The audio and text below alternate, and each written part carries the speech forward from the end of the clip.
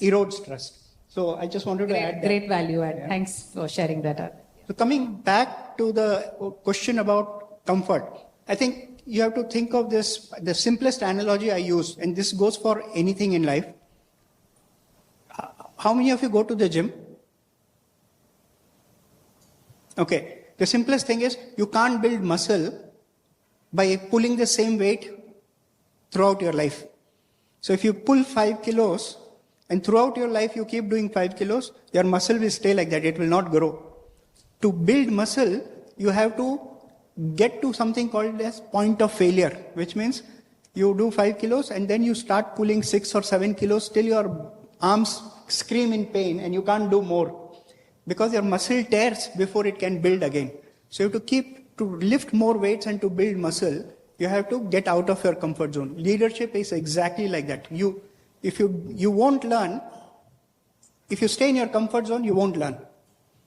If you don't learn, that is the end of anything. The human body stops learning when it is dead. So technically, if you're not stop learning, you're living in a vegetative state in a real world.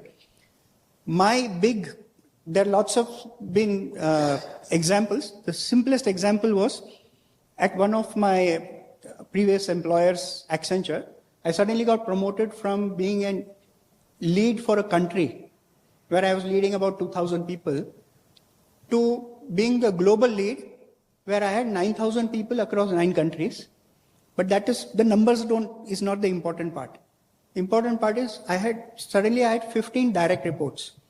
And all these 15 direct reports were people who had grown up with Accenture, the company, were already MDs when I joined Accenture as a senior manager.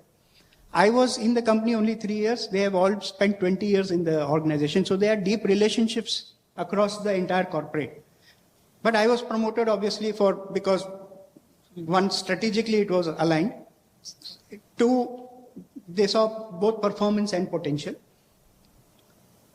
But that was a big jolt for me also, because suddenly I have to now not deliver the goods. I have to do it in a manner where I carry the team along, because if any of these people suddenly start leaving or are unhappy, all of it shows in metrics, right? And that reflects on me as a leader. So one of the first things I did was ask for help. And that was my actually introduction to coaching as a skill, which Sangeeta and I, share as a common passion.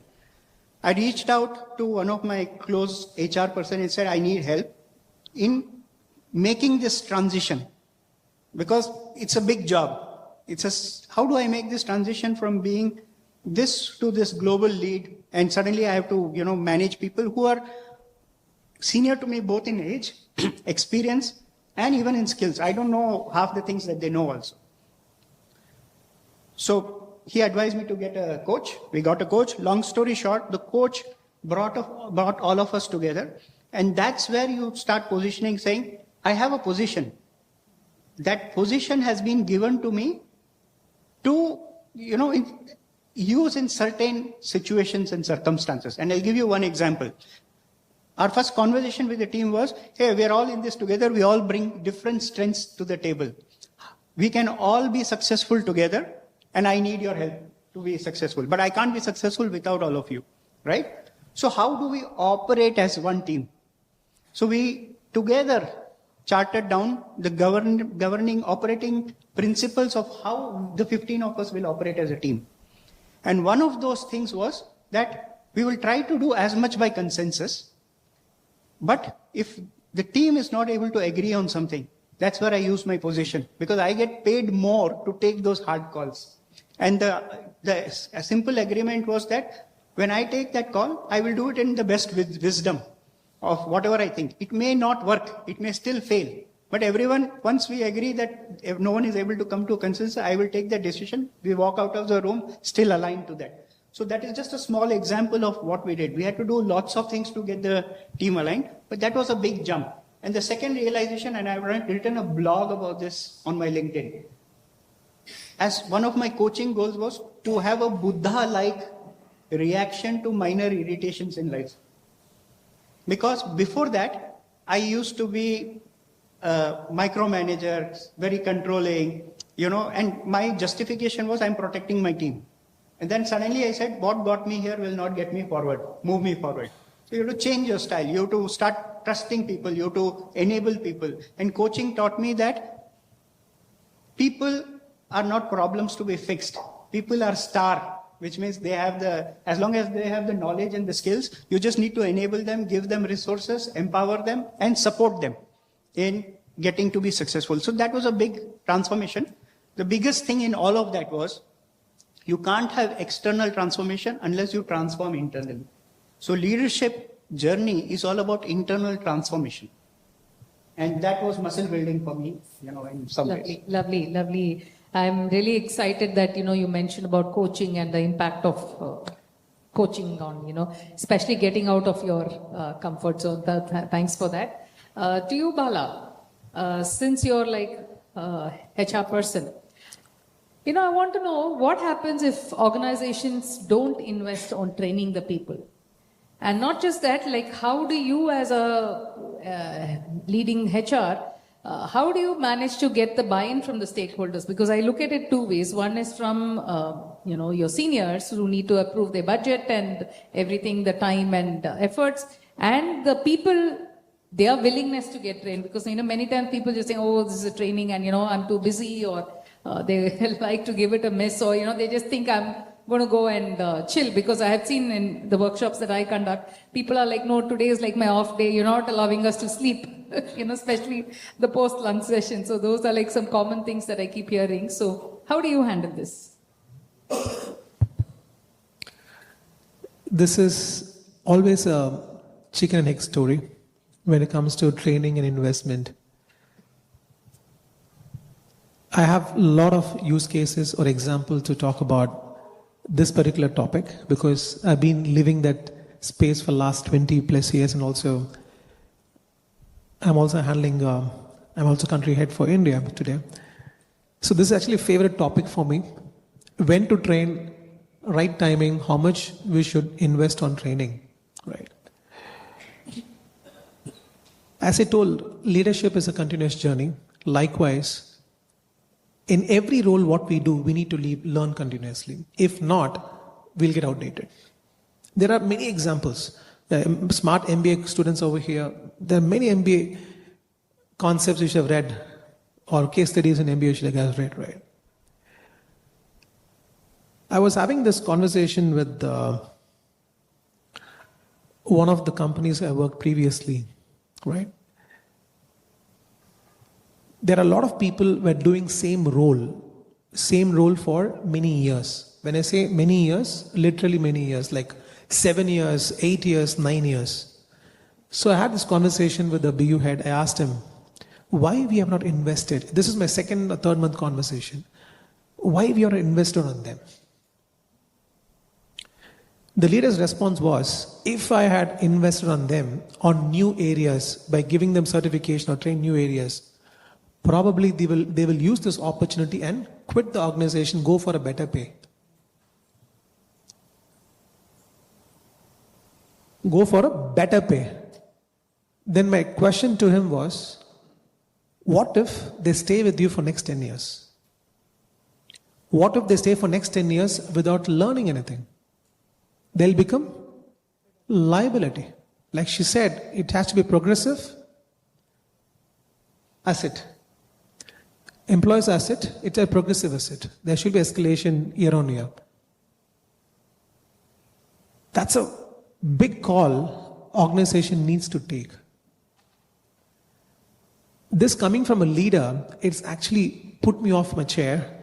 I told them, I'm sorry, this is not the way leadership should operate. How to convince leadership is very simple. If we go talk to them, you know what, these certifications we need, our employees require 20 certifications, 30 certifications to make them better. No, that is not going to be it work in corporate world. We have to bring ROI element, return on investment, because end of the day, everything boils down to financials, numbers. How this training is going to impact me.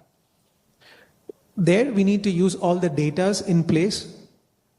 For an example, I'm just giving you, we can give an anecdote, very simple. 5 people in a team, if they say 1 hour a day, we're talking about 20 hours a month, close to 160 hours or 140 hours a year. That is the revenue we're talking about, right? Because every hour is billed, correct? We should talk to business such a way they understand the language we ask, or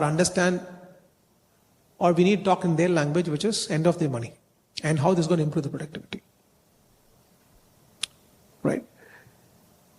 That is important. What value we create is very, very important.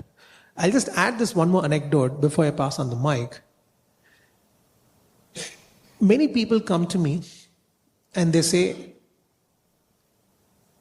my position is general manager, my position is director, my position is associate director, VP, AVP, but still I am unable to get things done from a team.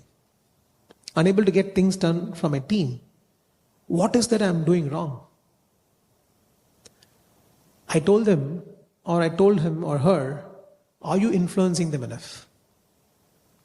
Just by having position is not enough to get things done. You might get things done maybe in a short term, but in the longer term, what value you create for them. If somebody comes to you with a problem statement, once, you can avoid them. Twice, maybe you can push. Third time, if you avoid, take it from me, they will feel this person is not having any value to me, then why should I respect him? Then what will happen is that person will only use the position to get things done. In the sense, in the leader, if the leader is not adding value to the team, that can be achieved only through learning. How can be achieved through learning? By getting into newer areas. She pointed out one thing, when you're moving up the ladder as a leader, leave some space for your next level people to come and occupy. If you don't do that, if you don't create that opportunity again comes with learning, right? We have to induce that fear of loss to the leader saying, these guys will leave, these guys will quit. Now moving back to my previous anecdote, the same BU head, he asked me, hey, you know what, I'm managing 300 people. 300 people didn't leave me. He was correct. 300 people didn't leave him. But the 300 number didn't change. But many good players had left. Then he asked me a question. There are a lot of people in my team of 300 who have spent 10 years, 15 years with me. I didn't even think twice. I just told them they are not employable outside. They cannot get a job outside because they're outdated. If you do the same thing again and again for 10 years, take it from me, nobody's going to pick you up. You have to upgrade your skills. That's a very common sense, right? That's why learning is important. Lifelong learning is important. And how to convince, talk to anybody in the language they understand. Induce that fear, give that insights, which they'll understand, so that you can get things done. Yeah. Nice anecdotes that you shared, driving the message more powerfully. So thanks for that. To you, Arvind, especially in the corporate world, how can a person be sure, is a leader actually motivating them or manipulating them? How can one know which is the best thing that they actually telling? I think some famous person said, though they attribute it to, Maya Angelou, the origins are still not assigned, but they said, people never forget how you made them feel or what experience they had with you. Right. The difference between manipulation and motivation, how do you see it, is how you feel at the end of the process or during the process. If you are being inspired to act, that is motivation. Right. When you feel used, or when you feel like, you're getting coerced or pushed into something that you don't believe in, or when you feel that you're acting on someone else's agenda, then you feel manipulated. And that experience at the end of it clearly shows through. So when you look back at it, if you feel motivated translates to, I feel energized, I feel engaged, I feel inspired in doing this, right? And I want to do this because I believe in this. You're clear about the why. That is motivation. It comes from a place of inspiration. Whereas manipulation comes from you're working on someone else's agenda. You don't know what the why is. You don't know why you're doing it. You feel like you're getting pushed into it and it drains you at the end of it. You feel, you don't feel good about it. That is manipulation, right? So that's how you'll get the sign. And like I said, whatever you do, however you sugarcoat something, intent always trumps form and skill, which means if the person's intent is to manipulate you, you will see through it. You will feel it. If the person's intent is to motivate, inspire you, even though they go about it in a different way, you will feel inspired. Awesome. I think that's an excellent way of checking and knowing what is the truth behind it. So thanks for sharing that.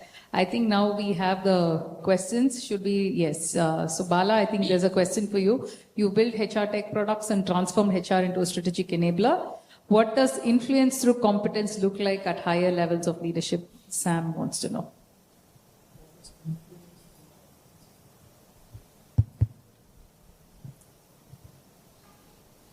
Sam here? It's online, okay. Online. Okay, it's a good question, also a tricky one. What does influence through competency look like at higher level of leadership? Are they talking about the influence in this? I think they want to know about the influence through competence. Okay. It's a pretty interesting question because as a leadership, how influential are we in terms of our capability to influence others? When I say influence others, in the last level 5 of leadership, which talks about are we creating followers or are we creating leaders? Creating followers is easier when compared to leaders. I always say followers are additions, but the multiplier is leaders. If you can create more leaders, that will multiply or have more followers, right? The influence as a competency, it's pretty critical in whichever area we work because of 2 reasons. One, you have to get things done. When you're talking to any party, like even at home or even at a workplace, they're not going to take your points as is. How you're going to influence them to accept your ideas is important. There are various ways of getting things done. One is, are we taking initiatives which are needed for our people as a leader? If that is not there for leader or they're there for the people, it's not going to have an impact. I'll give you an example. We brought a lot of transformation in HR, automation in HR. Let's say recruitment automation. Today, there are plenty of AI tools which supports to automate end-to-end HR practices, make it completely automated. If these tools are not helpful for the recruiters at ground level, take it from me, this tool will be a failure. As a leader, I should have brought the best tool. I should have invested lakhs or crores to buy this tool for the team. But if this tool is not resonating or not happy for the end user, which is my team, this tool is a failure. So what I should do is I need to understand what my team is going through in terms of challenges. Is this tool is fixing those challenges? You need to have that kind of understanding. That's when you can influence. If you are starting influence based on the position what you have, take it from me, it will work once or twice, not third time, like I mentioned. Thanks for that. Arvind, you have a question from Navneet. He's saying, having led major GCC's operations globally, what practices helps leaders inspire cross-cultural distributed teams beyond hierarchy and designated authority? So I think the answer is in the question itself in some ways, right? Because the fundamentals of leadership don't change. All the topics we have discussed so far in terms of influence, how you develop people, none of that changes. What changes is each culture is different. So you need to take the effort to understand the culture of the people of the countries that you're leading. I've led teams from China to Philippines right up to Buenos Aires, which is in Argentina, the other side of the world, right? And Europe. Every culture is very different. So even when you have leaders from each of these 9 countries together on the table, some cultures are very vocal because they believe the more you talk, the more you are contributing. Some cultures like in China or the Philippines, they're very shy. They think the more you talk about yourself, it is actually boasting. So they actually keep quiet unless they are invited into the conversation. So you need to make sure you're following all those fundamentals, but applying it with that cultural nuance in mind of what works in that culture, what is the best way of, putting something across, how do you give feedback, how do you engage them into that process, so you have to deal with it with that cultural nuance in mind and understand those, and you have to be respectful of culture. For example, simple things. In a global organization, if I'm sitting in India, I can't have all the calls that suit my time. So you set a rule that's saying, because you're dealing from everything from Latin America and North America right up to Australia, across the world. So you ask everyone, what time is the optimal for all? And if you can't come to an optimal time for everyone, then you say, there are, for 2 weeks or 3 weeks, we'll run a particular time, and then we'll flip that so that if everyone goes through the same hardship. And then you have to be respectful that you don't set up a call when it is a holiday in China, for example, when the whole other rest of the world is working. So sometimes you also designate a call saying, this is a super critical call, everyone has to attend. But sometimes you say, this is a call, it's okay if you don't attend, we'll make a recording so that you know what happened, even for leadership calls. So you have to make those concessions. And you have to be respectful of every culture while dealing with that. But the fundamentals of leadership don't change. How you apply them in a cultural context changes. Valid. Very nice. Thank you. Can I take this? Yes, Bala, that's for you. Okay. How can one build trust and credibility, guys? It's a very important question. As we step into a new organization or a new role as a leader, first and foremost, the good practice is listen to people. It can be in any forum, like a survey like this, or having one-on-one conversation, group conversations with them. Listen to your people. That's the fundamental you guys need to start or begin with, right?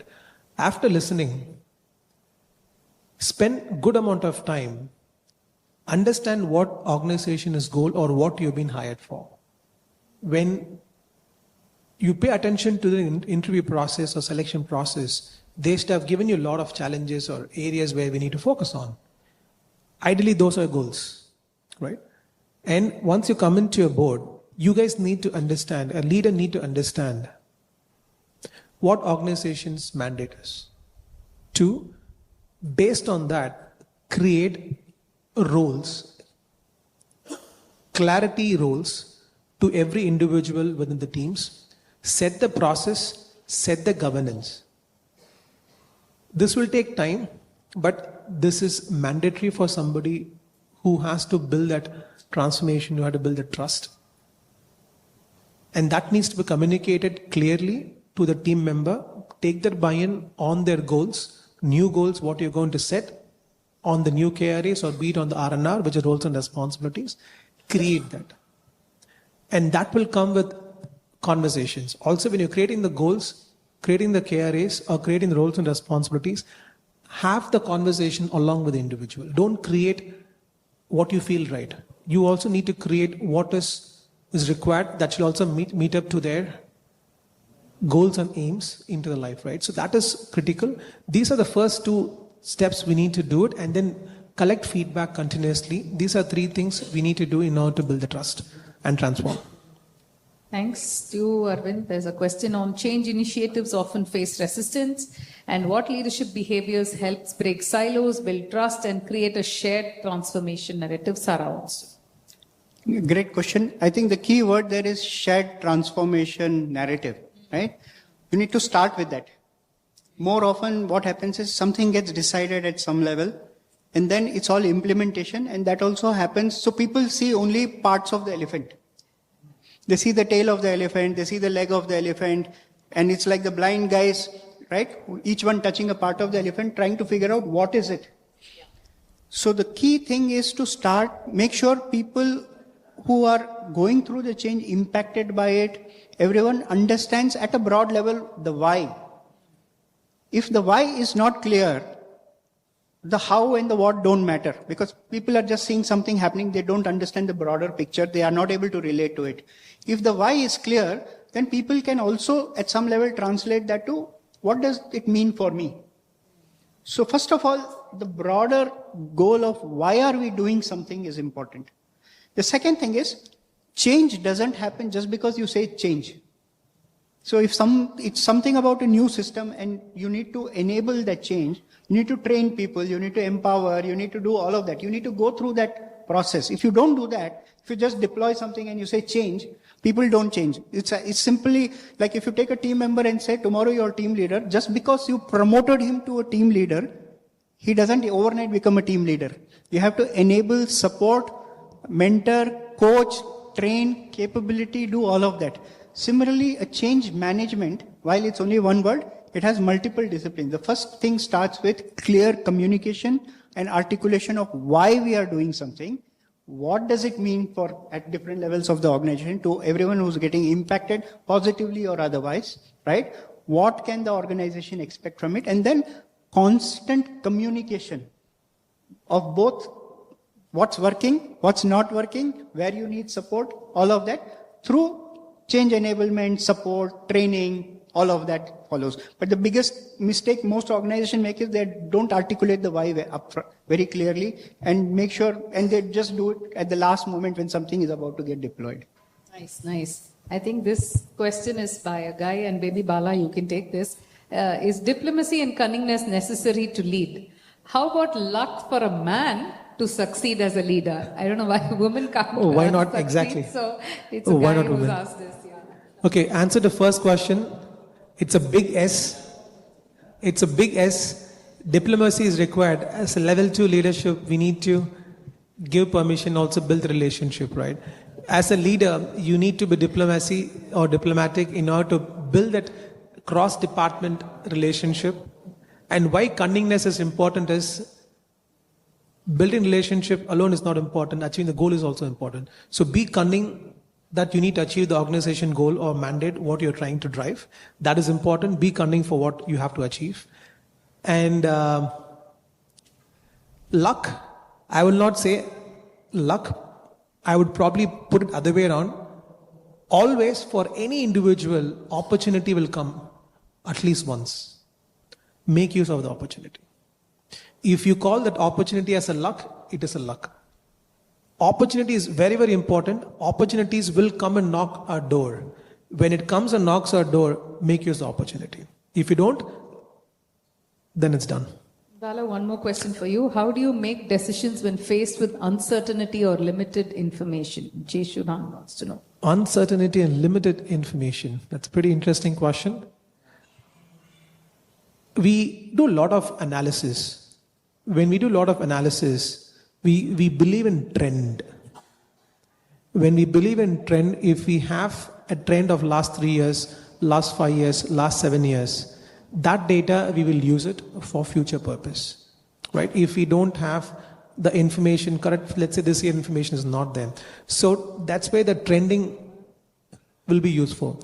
So use the trend data, because always something goes in one order, that will have a trend. That will definitely have a trend. So create the trend in order to make decision. That's the reason always data analytics is important. With a limited of data, you can either take relevant data in the same industry or relevant data, what you have faced in last 6 quarters or 8 quarters, or to your comparative data. Take that and create the trend. Yeah. Again, one more for you, Bala. When a leader trains others to become leaders, will he or she not feel threatened? So, insecurity. Isn't this thought process prevalent in most organizations? Satish wants to know.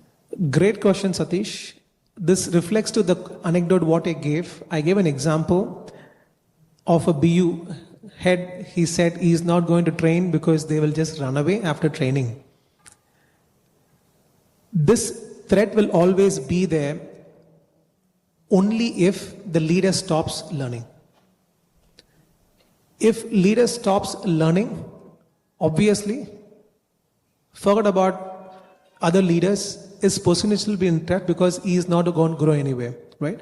So when you're training leader, that's why I told you in one of the scenarios, when we are going up, that's why when you're going up, always give the space for next leaders to move up. At the same time, when you're reporting to somebody else, try to occupy their shoes. Try to occupy their shoes in a gradual way. If you don't, the person whom you're training, take it from me, without any doubt, they'll occupy your shoes. If not today, over a period of time. And if you are trying to suppress that person is going to leave the organization. He might be a great asset for the organization, but you're going to lose a resource. So definitely this will be a threat. How to avoid threat? Keep learning. Nice. Thank you. So I think with that, we would conclude the session and over to Group Captain.